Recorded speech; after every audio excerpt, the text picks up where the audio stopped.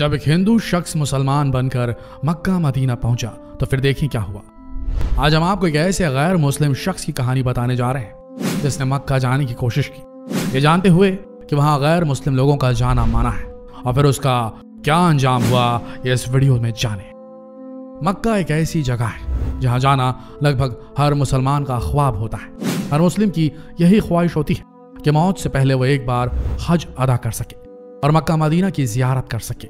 मक्का को इतना अधिक पाक और पवित्र माना जाता है कि इस्लाम को ना मानने वाले लोगों को यहाँ आने की इजाजत नहीं है, और ऐसा कहा जाता है कि अगर कोई गैर मुस्लिम शख्स यहाँ आने की कोशिश करता है तो वो सलामत नहीं बचता। ऐसा क्यों कहा जाता है? आखिर ऐसा क्या है कि कोई गैर मुस्लिम शख्स यहाँ कदम भी नहीं रख सकता?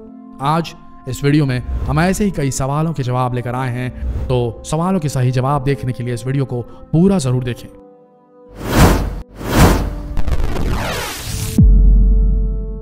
मक्का मदीना को मुसलमानों के लिए बहुत ही पाक और मुकद्दस जगह माना जाता है, क्योंकि इस्लाम की शुरुआत इसी जगह से हुई थी।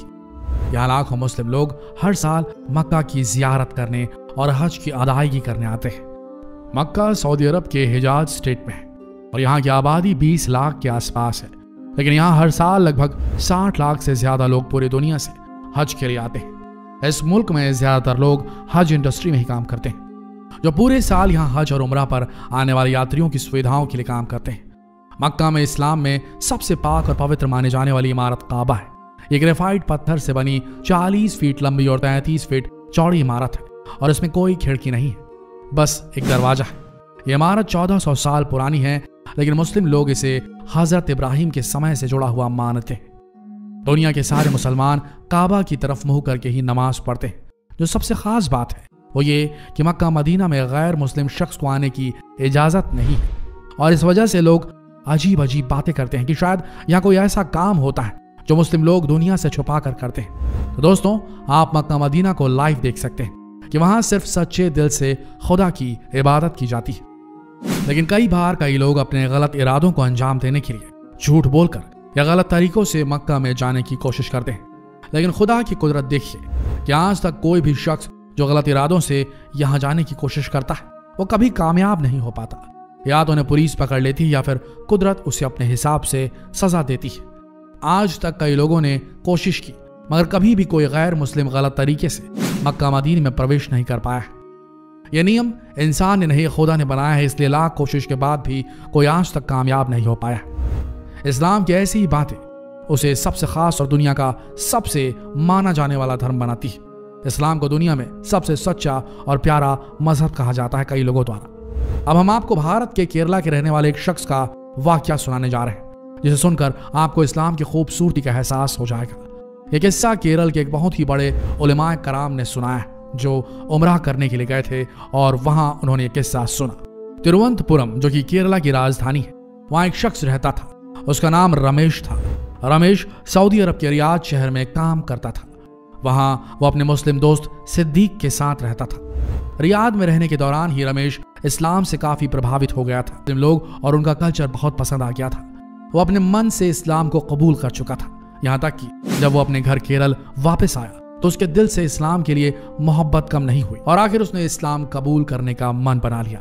आखिरकार उसने सबके सामने कबूल किया कि इस्लाम ही दुनिया का सबसे बेहतरीन मजहब है, और वो अपनी मर्जी से इस्लाम कबूल कर रहा है। इसके बाद उसने इस्लाम कबूल कर लिया।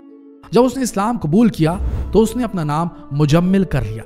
मुजम्मिल जो पहले रमेश था और हिंदू था। इस्लाम कबूल करने के बाद वो एक सच्चे मुसलमान की तरह 5 वक्त का नमाजी हो गया और इस्लाम की दी गई नसीहतों पर ही चलने लगा।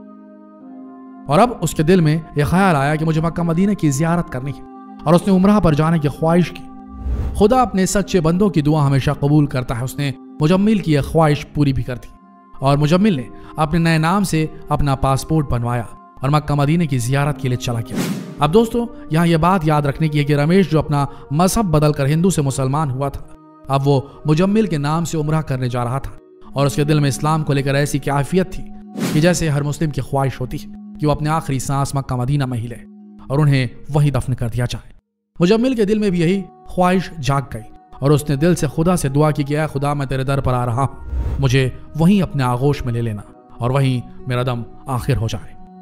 मैं अब किसी भी हाल में वहां से वापस नहीं आना चाहता। जब उसके दिल में ऐसी कैफियत हो गई तो उसने अपने साथ अपना कफन भी रख लिया और उमराह के लिए चला गया।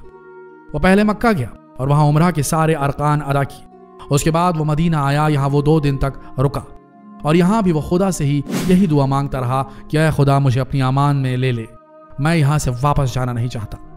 खुदा ने उसकी दुआ भी कबूल कर ली और सुबह जब वो फजर की नमाज अदा कर रहा था और सजदे में गया तो फिर नहीं उठा और वहीं उसका दम आखिर हो गया और उसको फिर वहीं दफनाया गया। इस तरह उसकी यह ख्वाहिश भी पूरी हो गई। खुदा उस हर शख्स की ख्वाहिश पूरी करता है जो उसे सच्चे दिल से दुआ मांगता है और अपने ईमान का पक्का होता है। लेकिन आजकल लोगों को ईमान, इस्लाम और खुदा को लेकर उतना मुकम्मल नहीं रह गया है। हम अपनी दुनियावी जरूरतों में इतने उलझ गए हैं कि आखिरत को पूरी तरह भूल चुके हैं। आप खुद ही सोचिए, ये गैर मुस्लिम जो जन्म से ईमान के साथ पैदा नहीं हुआ था, लेकिन इस्लाम की खूबसूरती ने उसे ऐसा मुकम्मल मुस्लिम बना दिया कि वो खुदा का सच्चा चाहने वाला बन गया और खुदा ने उसकी सारी ख्वाहिशें पूरी कर दी। हम तो ईमान के साथ पैदा हुए हैं लेकिन फिर भी ईमान के पक्के नहीं है, ऐसा मुस्लिमों में कहा जाता है। दोस्तों, खुदा ने एक सच्चे मुसलमान की क्या पहचान बताई है? यही ना कि वो अपने ईमान का पक्का हो और खुदा को ही अपने पाक परवरदिगार माने और उससे ही अपनी सारी ख्वाहिशें मांगे।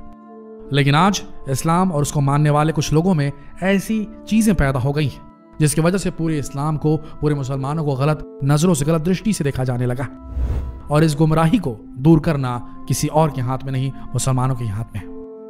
असली इस्लाम को मानने वाला कभी भी हिंसा का पक्षकार नहीं हो सकता, ऐसा कहा जाता है। लेकिन ऐसा देखा जा रहा है कि बहुत से आतंकवादी गतिविधियों में, बहुत से हिंसक गतिविधियों में, उग्रवाद की गतिविधियों में इस्लाम के मानने वाले ही इन्वॉल्व हैं। इसके पीछे जो सच है वो बहुत ही दर्दनाक है। दोस्तों, जिस तरीके से गुमराह किया जा रहा है हमारे देश में भी रहने वाले कुछ लोगों को, वो बेहद गलत है और इसका एक ही जिम्मेदार है खुद इस्लाम को मानने वाले अनुयायियों को ये समझना होगा कि अब बात उन पर आ चुकी है। अब उन्हें अपने दामन को पाक साफ करना पड़ेगा और सीखना पड़ेगा कि जितना हो सके हिंसा से दूर रहें। हिंसा को मानने वालों को अपने बीच से निकालना होगा। अगर ऐसा नहीं हुआ तो बहुत से देशों की इंटीग्रिटी टूट जाएगी, क्योंकि मान लीजिए इस्लाम दुनिया का सबसे बड़ा धर्म है और हर देश में मुस्लिम जिंदा है, रहते हैं, वहां की आम जनता का हिस्सा है। अगर हर मुस्लिम को दूसरे धर्म वाले गलत नजरों से देखने लगे तो इसमें नुकसान इस्लाम का ही होगा, मुसलमानों का ही होगा। तो अभी सबसे बड़ी जरूरत यह है कि हिंसा से दूरी बरती जाए, यही सबसे बड़ी चीज है। जितना हो सके इस संदेश को अपने हर मुस्लिम भाई तक पहुंचाएं, शेयर करें इस वीडियो को फेसबुक पर, व्हाट्सएप पर, यूट्यूब पर और प्रार्थना करें कि फिलिस्तीन और इजराइल के बीच जो जंग हो रही है वो जितनी जल्दी हो सके खत्म हो जाए, बच्चे और मरने से बच जाए। जितना हो सके इस वीडियो को शेयर करें फेसबुक पर, व्हाट्सएप पर, यूट्यूब पर। इस वीडियो के अंत तक बने रहने के लिए आप सबका धन्यवाद।